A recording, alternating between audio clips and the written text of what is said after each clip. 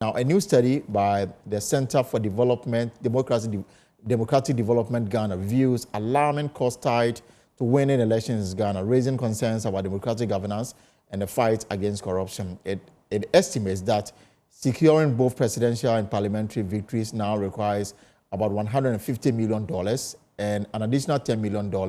That's for the presidential and the parliamentary. Now, the report blames this on the increasing monetization of elections, warning it fuels corruption and erodes accountability. CDD's Ghana's Director of Programs, Dr. Kojo Asante, described the trend as deeply troubling during a presentation to the Constitutional Review Committee. The electoral process then also is monetized, leading to the capture of political parties to the highest bidder, stifling internal party democracy and meritocracy. All political actors elected or appointed enter government having spent excessive amounts of money from internal party processes to public elections. So CDD estimates that it now costs approximately $650,000, about 10 million Ghana cedis, to become a member of parliament, and that's including nurturing your constituency, and between $100 million and $150 million to run for president. Now, these financial burdens create a perverse incentive for office holders to want to recoup campaign expenditure through corrupt means. The bureaucracy have been politicized, with political leaders using promotion and transfers in the public service as a broad system of party patronage to control civil and public servants to obey their demands. In a pervasive corrupt environment, the opportunities and motivation for corruption is rife.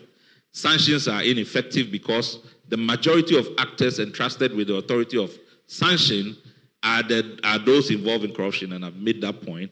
It also makes the promise to deliver contracts and kickbacks to party financiers credible at the point of election. So if the opportunities are available in government for me to deliver kickbacks to you, if at the time of election I say, give me money or support me, and I would give you a contract when I get to government, it makes it credible because you can actually deliver it.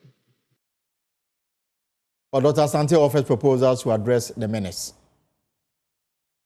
With electing leaders with integrity and orienting them towards the public interest.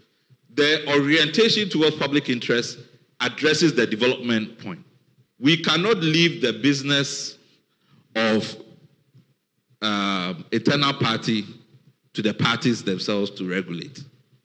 Disqualification from contesting for public office where there are breaches, clear requirements of asset declaration for candidates, because that's the other thing that our provisions tend to look at the party and not candidates. And we have to remember they are also independent candidates and so on. So you then have to look at the other side.